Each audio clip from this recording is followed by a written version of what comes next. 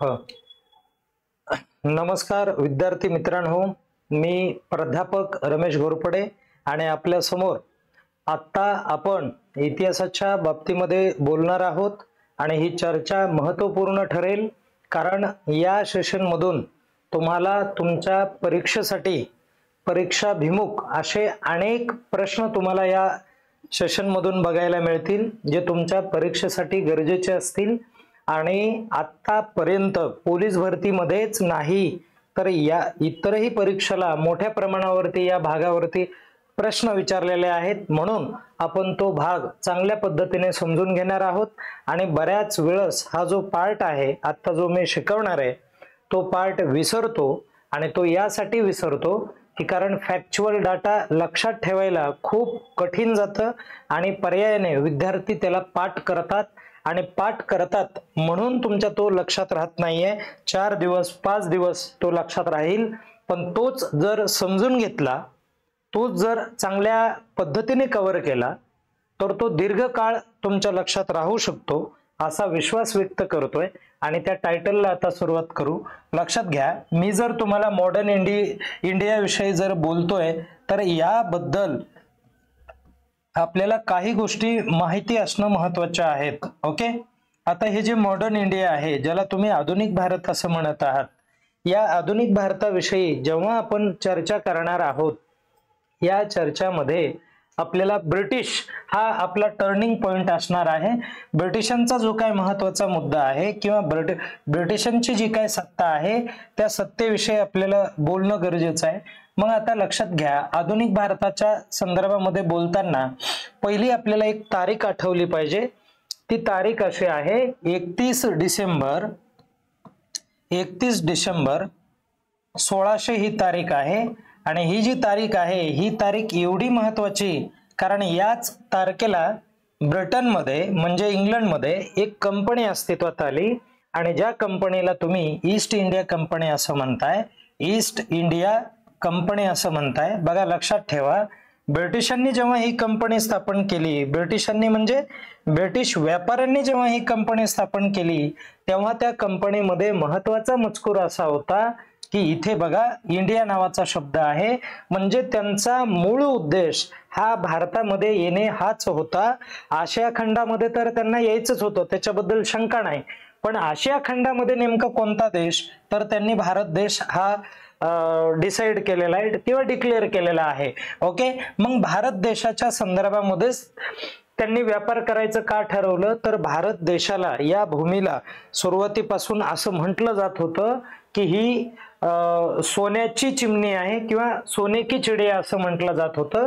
मग या सोन्याच्या चिमणीला कुठेतरी आपल्याला लुटावं लागेल पैसा कमवावा लागेल या उद्देशाने ते भारताकडे इकडे आगमन करण्याचा प्रयत्न करतात। तर बघूयात आपण मग काय झालं तर आता हे 1600 शतक आहे हे खूप महत्त्वाचं वर्ष आहे आणि या 1600 शतकामध्ये किंवा 1600 या वर्षामध्ये ब्रिटिशांनी जेव्हा भारतामध्ये येण्याचा प्रयत्न केला तेव्हा ते जे वर्ष आहे ते वर्ष 1608 होतं।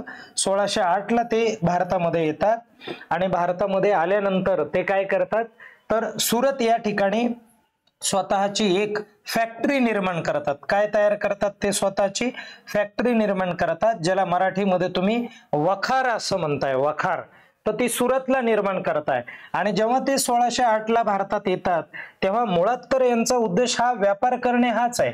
ओके, आणि जेव्हा ते भारतामध्ये येतात तेव्हा तुम्हाला एक गोष्ट आवर्जून लक्षात राहिली पाहिजे की 1608 ला ब्रिटिश भारतामध्ये येत आहे आणि मग 1608 ला जेव्हा भारतामध्ये आलेत आणि सुरत या ठिकाणी त्यांची पहिली वखार आहे तर या वखारीसाठी त्यांनी परवानगी घेतली असेल भारताच्या राजांकडून तर भारताचा त्यावेळेस राजा किंवा त्याला तुम्ही बादशाह मला म्हणा तर मुघल बादशाह होता त्याचं नाव काय होतं ते एकदा मला कमेंट करून सांगा तुम्ही की त्या मुघल बादशाहकडून यांनी सनद घेतली होती। सनद घेणं म्हणजे काय तर सनदेचा अर्थ होतोय चार्टर।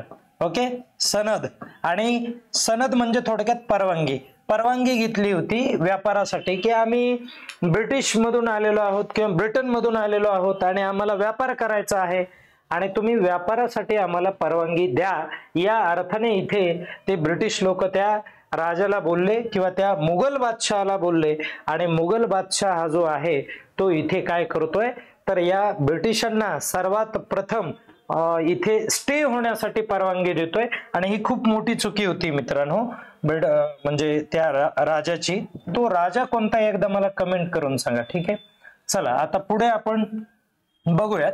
नंतरचा मुद्दा काय झाला तर नंतर सर्वात महत्वाची गोष्ट अशी झाली की जेव्हा इथे सुरतला ते वखार स्थापन करतात आणि मग सुरत नंतर पुढे विशू थोडासा जातो, नंतरचा प्रकार त्यांचा काय होतो तर ते इथे 7-8 महिने व्यवस्थित राहतात आणि 7-8 महिन्यानंतर तुम्ही वर्षभराच्या कालावधीमध्येच म्हणू शकता. आणि हे इथल्या ज्या काही सत्ता होत्या भारतामध्ये, ज्या काय बाहेरून आलेल्या ज्या काही सत्ता होत्या ज्याला आपण युरोपियन सत्ता असं म्हणूयात, आणि या युरोपियन सत्तांना अगोदर भारतामधून बाहेर काढणं हे ब्रिटिशांना महत्वपूर्ण वाटलं होतं. आणि मग काय झालं मित्रांनो, तर भारतामध्ये कोण होतं तर भारतामध्ये पोर्तुगीज होते. भारतामध्ये कोण होते, सर्वात प्रथम पोर्तुगीज होते. त्यानंतर भारतामध्ये डच होते, ब्रिटिश होते. ब्रिटिश तर आपण म्हणजे यांचा विचार नाही करायचा किंवा चला लिहून घेऊयात, ब्रिटिश होते भारतात. ओके, आणि मग त्यानंतर परत ही यादी यावरच थांबत नाही, भारतामध्ये परत डेन्मार्क नावाचे लोक होते, डेन्स तुम्ही त्याला म्हणू शकता, डेन्मार्क. त्यानंतर परत भारतामध्ये फ्रेंच होते. ओके, फ्रेंच होते, असे लोक भारतामध्ये होते. आणि मग ब्रिटिशांनी काय केलं तर यामध्ये सर्वात चालाक आणि सर्वात बुद्धिमान प्राणी ब्रिटिशाला तुम्ही म्हणू शकता, कारण ब्रिटिशांनी काय केलं अगोदर डचांचा काटा काढला. ओके, आणि डचांचा काटा काढला आणि त्यानंतर डेन्मार्कचा काटा काढला. या लोकांना त्यांनी अगोदर संपून टाकलं आणि त्यानंतर ते काय करतात, फ्रेंचांचा पाडाव करतात आणि इकडे ह्याचा पण पाडाव करतात, पोर्तुगीजाचा पाडाव करतात. आणि इथे एक अशी स्टोरी होते, लक्षात घ्या की या पोर्तुगीजांचं राज्य मुळात तर त्यांचं राज्य हे गोव्यावरती होतं. कुठे होतं, गोवा त्यांनी काबीज केला होता बघा. ओके, गोवा त्यांनी काबीज केला होता. आणि गोवा कधी काबीज केला होता तर 1510 ला त्यांनी गोवा काबीज केलेला होता. मुख्य केंद्र त्यांनी बनवलं होतं. मुंबई पण त्यांच्या ताब्यामध्ये होती, पण मुंबई त्यांनी काय केलं माहितीये का, पोर्तुगीजांनी या ब्रिटिशांसोबत त्यांनी नातेसंबंध जोडले. स्वतःची मुलगी पोर्तुगीजांनी या ब्रिटिशांना दिली आणि ब्रिटिशांना दिल्यानंतर ही जी मुंबई आहे ही मुंबई त्यांनी त्यांना दहेजमध्ये दिली, हुंड्यामध्ये मुंबई दिली त्यांनी. ठीक आहे, तेव्हा मॅकफर्सन नावाचा एक गव्हर्नर जनरल होता बघा, थोडस लक्षात राहू द्या. ठीक आहे, चला. आणि लक्षात घ्या पुढचा मुद्दा, मग या फ्रेंचांसोबत त्यांनी काय केलं तर 3 युद्ध केले आणि ते कर्नाटकचे युद्ध म्हणून प्रसिद्ध आहेत. ठीक आहे, आपल्याला थोडा पुढचा भाग महत्वाचा परीक्षाभिमुख मी सांगतो, परीक्षेमध्ये एक्झॅक्ट काय येणार आहे. या फ्रेंचांना पण त्यांनी हरवलं आणि फ्रेंचांना हरवल्यानंतर फ्रेंचांना म्हणले की तुम्ही फक्त पॉंडिचेरी पर्यंतच मर्यादित राहा. पॉंडिचेरी, पॉंडिचेरी ज्याला आपण पुदुचेरी असं आता म्हणतो, हे पॉंडिचेरी पुरतं मर्यादित ठेवलं फ्रेंचांना. या पॉंडिचेरीच्या बाहेर येऊ नका तुम्ही, तिथपर्यंत तुमचं कार्यक्षेत्र असेल असं ठरवलं. आणि बाकीचे यांचे वाद जे आहेत ते मिटले वाद. आणि मग पुढे नंतरचा मुद्दा काय होतो तो बघूयात आपण. चला, नंतरचा अतिशय महत्वाचा भाग आपल्याला बघायचा आहे. ब्रिटिश काय करतात की त्यांचे जे युरोपियन लोक आहेत त्या सर्व युरोपियन लोकांना त्यांनी संपवलं आणि आता ते काय करणार आहेत तर आता भारतीय जे काय महत्वपूर्ण मूळ राजे जे आहेत, राजघराणे जे आहेत, त्या राजघराण्यांना संपवण्याचा प्रयत्न करतात. मग त्यासाठी काय करतात माहितीये का, तर प्लासीची लढाई करतात. इथे लढाई होते, प्लासीची लढाई. आणि ही जी प्लासीची लढाई आहे, ही प्लासीची लढाई कधी होणार, बॅटल ऑफ प्लासी लढाई, हिची तारीख तुम्हाला लक्षात राहणं महत्वाचं आहे, म्हणजे तो आजचा आपला हा एक क्वेश्चन असेल. ओके, यावरती तारखेसह प्रश्न विचारला जातो. ठीक आहे, तर ती 23 जून ही तारीख होती. 23 जून 1756 ही तारीख आहे. ही तारीख कायम लक्षात राहू द्या. आणि हे जे युद्ध आहे हे कुणाच्या माध्यमातून लढलं गेलं तर हे जे युद्ध आहे याचा जो मेन जो सूत्रधार होता, लीडर जो होता तो रॉबर्ट क्लाइव्ह होता. नेतृत्व करणारा, प्लासीचं नेतृत्व रॉबर्ट क्लाइव्ह. ओके, लक्षात राहू द्या, हा माणूस जरा महत्वाचा आहे, रॉबर्ट क्लाइव्ह. ठीक आहे, रॉबर्ट क्लाइव्ह प्लासीचं नेतृत्व करतो आणि प्लासीचं नेतृत्व केल्यानंतर या प्लासीच्या लढाईमध्ये भारतीय राजांना तो हरवतोय आणि प्लासीच्या लढाईचं नेतृत्व कुणी केलं यावरती एक प्रश्न आहे आणि या तारखेवरती एक प्रश्न आहे. ओके, चला प्रश्न फक्त क्लिअर करायला महत्वपूर्ण. ओके, रिव्हिजन लेक्चर म्हणलं तरी चालेल मग हा, आणि बाकी तुम्हाला आपल्या ऍप मध्ये सगळं डिटेल तुम्हाला शिकायला मिळेल. आता त्यानंतरचा पार्ट बघा, प्लासीची लढाई झाली आणि प्लासीच्या लढाईने भारतामध्ये ब्रिटिश सत्तेचा पाया घातला. तुम्हाला इथे पण प्रश्न आहे बघा की ब्रिटिश सत्तेचा पाया कोणत्या लढाईने घातला, तर तो प्लासीच्या लढाईने घातलेला आहे. लक्षात राहू द्या, खूप महत्वाचं आहे, म्हणजे फिट झालं पाहिजे ते डायरेक्ट. प्लासीच्या लढाईने ब्रिटिश सत्तेचा पाया घातला आणि त्यानंतरचा मुद्दा बक्सारची लढाई आली. बक्सार, आणि जेव्हा बक्सारची लढाई होते, लक्षात ठेवा, या बक्सारच्या लढाईमध्ये एक विशेष महत्वाचं हे आहे की हे पण महत्वाचं आहे, याची तारीख तुम्हाला अगोदर क्लिअर करून देतो. 22 ऑक्टोबर ही तारीख आहे, लक्षात राहू द्या. 22 ऑक्टोबर 1700च असणार आहे, 1764. 1700 किती 64 ला ही लढाई झाली आणि या लढाईमध्ये मनोर नावाचा व्यक्ती खूप महत्वाचा आहे. मेजर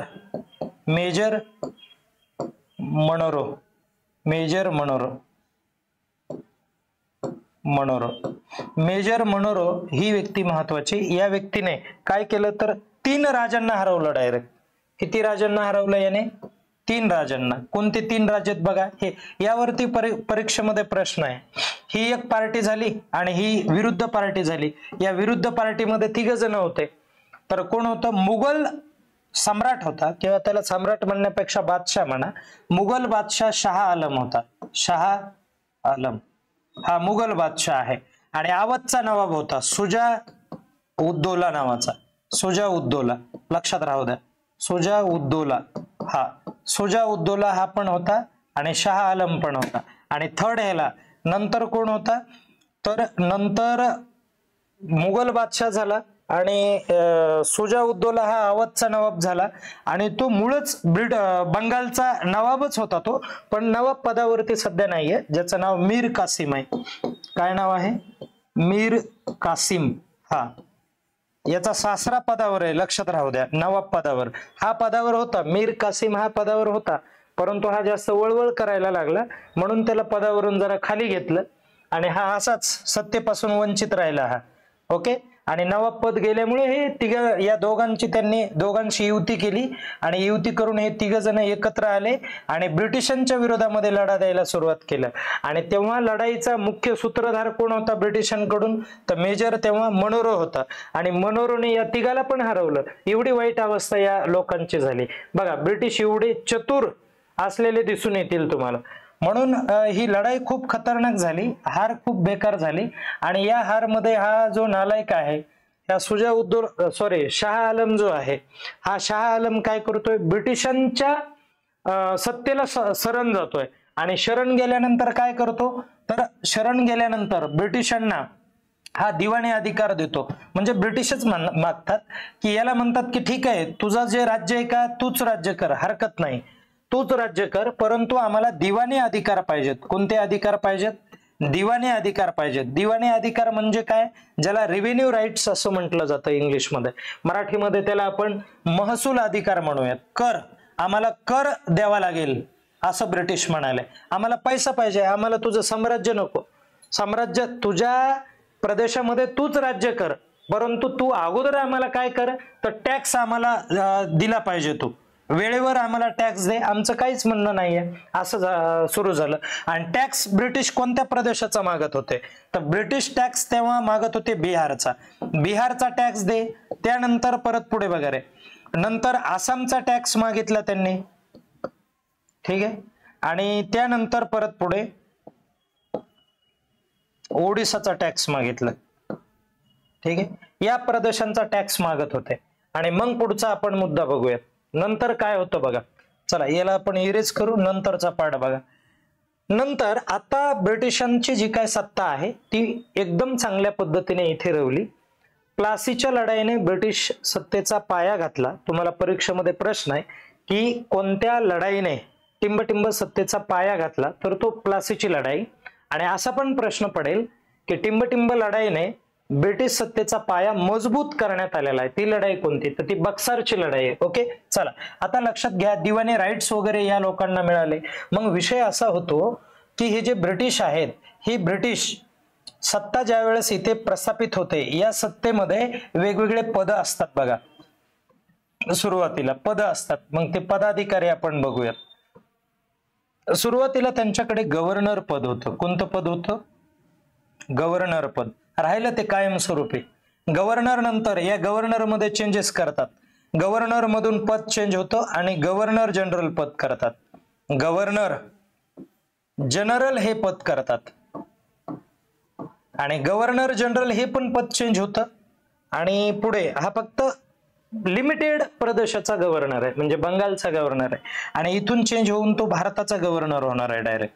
म्हणजे इथं पण चेंज होत आहे आणि गव्हर्नर पद चेंज झाल्यावर परत एक पद येतं आणि त्याला व्हाईसरॉय असं आपण म्हणूयात. व्हाईसरॉय. आणि व्हाईसरॉय हे पद भारतामध्ये, व्हाईसरॉय हे पद भारतात येतं. आणि या व्हाईसरॉय नंतर त्याचबरोबर भारत मंत्री पण भारतात पद येतं. भारत मंत्री असं एक पद भारतामध्ये येत आहे. ओके, आता आपण या सगळ्या पदांविषयी बघू. तसा हा भारत मंत्री जो आहे तो भारतामध्ये कधीच आला नाही. तो काय करतोय, तर ब्रिटन पार्लमेंट मध्ये राहूनच इथला कारभार पाहतोय. त्याला 15 सदस्य मदत करणारे होते. ठीक आहे, आपण बघूयात. आता लक्ष द्या, आता आपल्याला शिकायचं आहे की बंगालचा पहिला गव्हर्नर कोणता, गव्हर्नर जनरल कोणते, भारताचे पहिले गव्हर्नर जनरल कोणते, भारताचे व्हाईसरॉय कोणते, हे सगळं आपल्याला एकदम डिटेल लक्षात ठेवायचं आहे. आपलं लेक्चरच, आजचा जो टॉपिकच असणार आहे तो गव्हर्नर, गव्हर्नर जनरल, व्हाईसरॉय आणि भारत मंत्री, एवढं सगळं टायटल आहे. त्याला शॉर्ट टायटल द्या, ब्रिटिशकालीन पद असं टायटल द्या. ओके, चला. तर आता तुम्हाला काय करायचंय माहितीये का, इथे लक्षात ठेवायचं 5 पदाधिकारी लक्षात ठेवायचे, 5 लोक ब्रिटिशांचे लक्षात ठेवायचे. पहिला लक्षात ठेवायचं रॉबर्ट क्लाइव्ह. रॉबर्ट क्लाइव्ह हा माणूस लक्षात ठेवायचा. Robert Clive. ठीक आहे, क्लाइव्ह, रॉबर्ट क्लाइव्ह. आणि त्यानंतर लक्षात ठेवावं लागेल वॉरन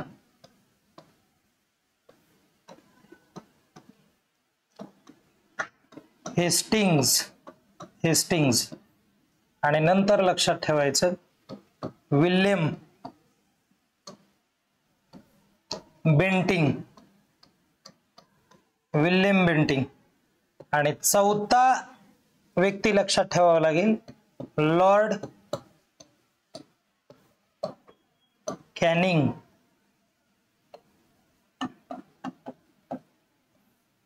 आणि नंतर 5वा लक्षात ठेवायचा Lord Mountbatten. Lord Mountbatten. हे 5 जण लक्षात ठेवायचे. हे 5 जर लक्षात ठेवले ना, बाकी सगळा तुमचा भाग कव्हर होतो. इथे 10-12 क्वेश्चन आपल्याला कव्हर करता येतील, परीक्षाभिमुख क्वेश्चन आपल्याला बघता येतील. हे 5 जण लक्षात ठेवा. ठीक आहे, चला आता या 5 जणांविषयी आपल्याला बघायचं आहे.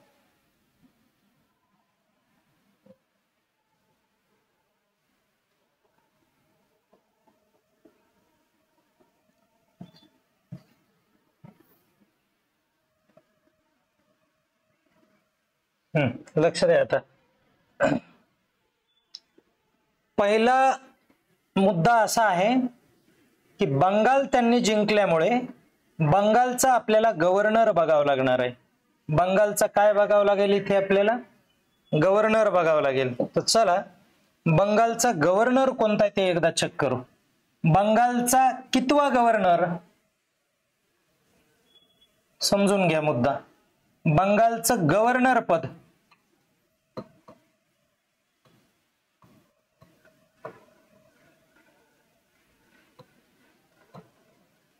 बंगालचं गव्हर्नर पद कितवा गव्हर्नर, पहिला गव्हर्नर. आणि पुन्हा शेवटचा गव्हर्नर लक्षात ठेवावा लागेल. अशा 2च पद लक्षात ठेवावं लागतील. बघा बंगाल प्रांत आहे, त्याचा गव्हर्नर आहे, तर गव्हर्नर कितवा लक्षात ठेवावा लागेल? पहिला. आणि त्याचबरोबर कितवा लक्षात ठेवायचा आहे? दुसरा लक्षात, सॉरी शेवटचा लक्षात ठेवायचा आहे.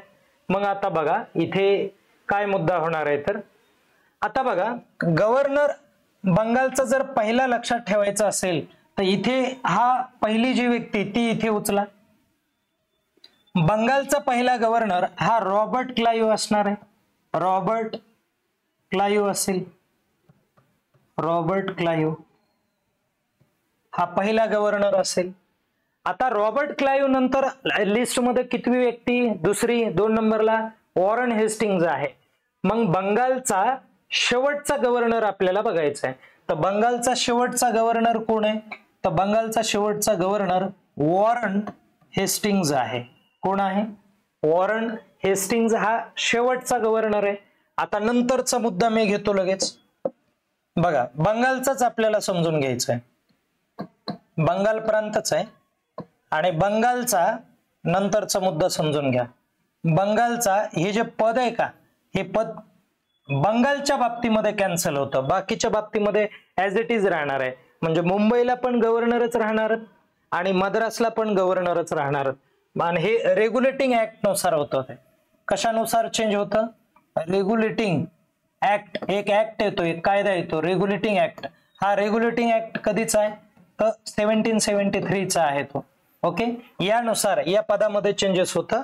याला हायर पोझिशन किंवा मग पॉवर दिल्या जातात आणि हे पद चेंज होऊन गव्हर्नर न ठेवता गव्हर्नर जनरल पद राहतं. गव्हर्नर जनरल हे पद राहतं, गव्हर्नर जनरल.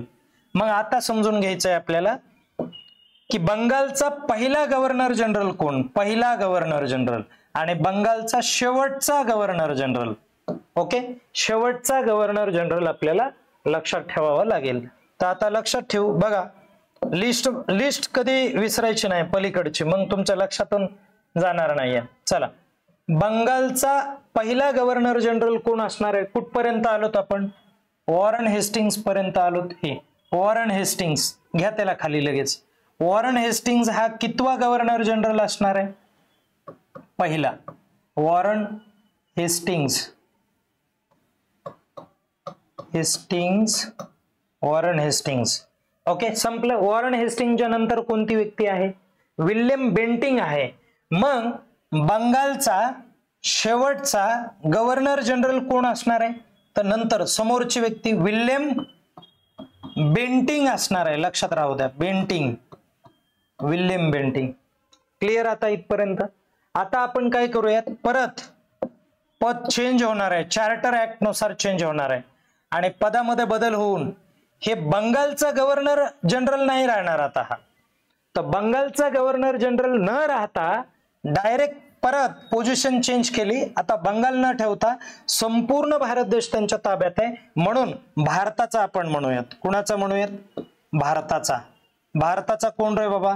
तर भारताचा गव्हर्नर जनरल. भारताचा कोणतं पद आलं बघा, तो बंगालचा गव्हर्नर जनरल न राहता चार्टर ऍक्ट नुसार तो डायरेक्ट भारताचा गव्हर्नर जनरल झाला. कोणती व्यक्ती झाली ती चेक करू आपण, काळजी करू नका. ठीक आहे, भारताचा पहिला गव्हर्नर जनरल. कितवा गव्हर्नर जनरल? पहिला. आणि भारताचा शेवटचा गव्हर्नर जनरल आपल्याला बघावं लागेल. चला बघूयात आपण. भारताचा पहिला गव्हर्नर जनरल कोण असणार आहे? तर आता विल्यम बेंटिंग पर्यंत आलेलो आहोत. आलो तिथपर्यंत. यालाच खाली घ्या. जसं आपण वॉरन हेस्टिंग्जला खाली घेतलं होतं तसं विल्यम बेंटिंगला पण खाली घ्या. म्हणजे एकालाच 2-2 पद मिळत आहेत शेवटी. ठीक आहे, कारण जेव्हा विल्यम बेंटिंग हा गव्हर्नर जनरल बंगालचा होता तेव्हाच एक कायदा पास झाला आणि त्याच्या वेळेस कायदा पास झाल्यानंतर तो गव्हर्नर जनरल कुणाचा झाला? संपूर्ण भारताचा गव्हर्नर जनरल झाला. म्हणून बघा पहिला गव्हर्नर जनरल कोण आहे? भारताचा बरं का, विल्यम बेंटिंग आहे. कोण आहे?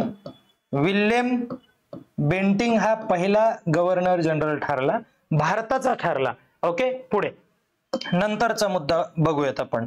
आता बघा भारताचा शेवटचा गव्हर्नर जनरल कोण आहे? आता विल्यम बेंटिंग नंतर कोणतं आहे लिस्ट मध्ये नाव? तर लॉर्ड कॅनिंग नाव आहे. मी इथं लिहून टाकतो, लॉर्ड कॅनिंग. लॉर्ड कॅनिंग हे नाव आहे. मग लॉर्ड कॅनिंग हा कितवा गव्हर्नर जनरल ठरला? तर शेवटचा गव्हर्नर जनरल ठरला. ठीक आहे. आता लक्षात ठेवा, आता विषय इथे संपणार नाही, या पलीकडे पण पुढेही जावं लागणार आहे आपल्याला. यापुढे काय झालं बघा, चेंजेस करणं थांबवत नाही ते, लक्षात घ्या. आता पुढे काय झालं, नंतरचा ऍक्ट त्यांनी पास केला आणि भारताचा कोण झाला बघा रे, लक्षात घ्या. आता भारताचा तो गव्हर्नर जनरल न राहता डायरेक्ट व्हाईसरॉय झाला. तो कोण झाला? तो व्हाईसरॉय. ओके, व्हाईसरॉय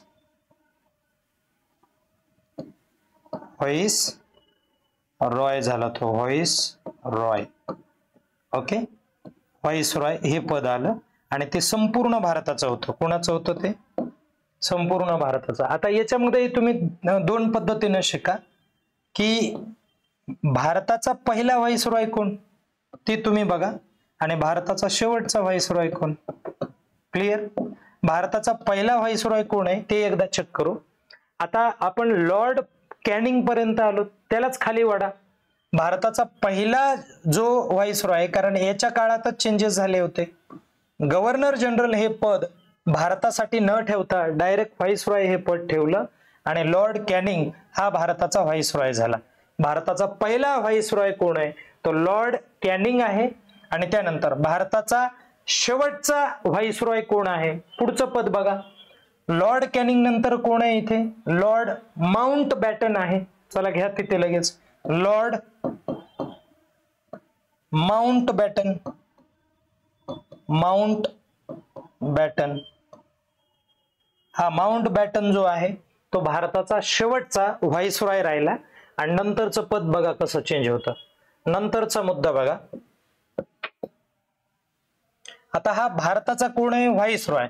आता व्हाईसरॉय नंतर भारतामध्ये काय झालं? नंतरचा पद, जेव्हा आता भारताला स्वातंत्र्य मिळणार आहे, म्हणून मी काय म्हणतो, स्वातंत्र्य भारताचा. स्वातंत्र्य कुणाचा? भारताचा. स्वातंत्र्य भारताचा कोणतं पद आलं बघा, स्वातंत्र्य भारताचं परत गव्हर्नर जनरल पद ठेवलं. स्वातंत्र्य भारताचा गव्हर्नर जनरल, स्वातंत्र्य भारताचा म्हणायला बरं का, लक्षात राहू द्या. मग स्वातंत्र्य भारताचा पहिला बघा, स्वातंत्र्य भारताचा म्हणाले, क्लिअर करा, परत मुद्दा समजणार नाही बरं का. स्वातंत्र्य भारताचा पहिला गव्हर्नर, ओके, पहिला ब्रिटिश गव्हर्नर. कोणता गव्हर्नर? पहिला व शेवटचा British governor. British governor general. पण कोणत्या भारताचा? ब्रिटिश भारताचा नाही, स्वतंत्र भारताचा. स्वतंत्र भारताचा पहिला व शेवटचा गव्हर्नर जनरल कोण आहे? तर तो गव्हर्नर जनरल आहे Mountbatten, Lord Mountbatten. Okay, आता इथे लॉर्ड हे पद नाही बरं का राहिलं त्याच्याकडे, फक्त हा माउंट बॅटन असणार आहे. लॉर्ड म्हणजे कोण रे? लॉर्ड म्हणजे इंग्लिश मध्ये हे जे लॉर्ड शब्द आहे का, हा लॉर्ड शब्द आहे, याला इंग्लिश मराठीमध्ये देव म्हणतात, देव किंवा भगवान म्हणतात. तर इकडे भगवान फिगवान असं काय नाही म्हणायचं, तर ते मेंबर आहेत. लॉर्ड म्हणजे मेंबर ऑफ पार्लिमेंट असं लक्षात घ्यायचं. आता नंतरचा मुद्दा बघा, लॉर्डचा अर्थ तो असतो. आता गव्हर्नर जनरल, स्वतंत्र भारताचे पहिले व शेवटचे भारतीय गव्हर्नर जनरल, भारतीय गव्हर्नर जनरल कोण ते तुम्हाला सांगायचं आहे. तर कोण आहेत? तर ते राजगोपालाचारी आहेत. राजगोपालाचारी. समजलं सर्वांना? समजता. हे पद अतिशय महत्वाचे आहेत, खूप गरजेचे असे पद, कारण या पदांच्या माध्यमातून ब्रिटिशांनी भारतावरती 150 पेक्षा अधिक वर्ष राज्य केलेलं आहे. म्हणून हे पद लक्षात ठेवायचे. ओके, याचा स्क्रीनशॉट वगैरे काढून घ्या.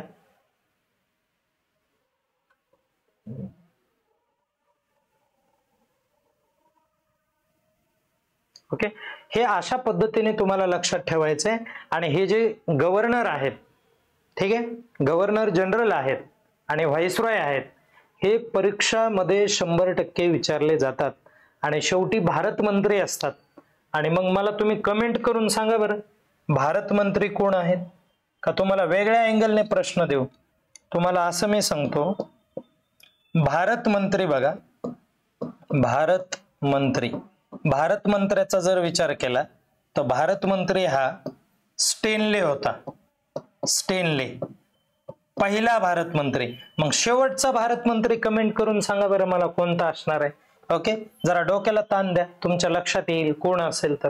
ओके, अशा पद्धतीने हे पद आहे भारत मंत्री. स्वातंत्र्यानंतर हे पद आपण ठेवलं नाही, भारत मंत्री एकदाच पद आलं, ते नंतर कॅन्सल झालं. ओके, अशा पद्धतीने हे सगळं लक्षात ठेवा. आणि मला मी जेवढा काही भाग तुम्हाला होमवर्क साठी दिलाय किंवा तुम्हाला कमेंट करायला सांगितलंय तर आवर्जून कमेंट करा आणि आपल्या चॅनलला सबस्क्राईब करा, लाईक करा आणि शेअर करा. ठीक आहे.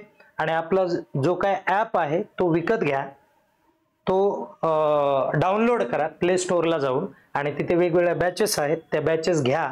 कारण त्या बॅचेसमध्ये आपण खूप डिटेलमध्ये शिकवलेलं आहे.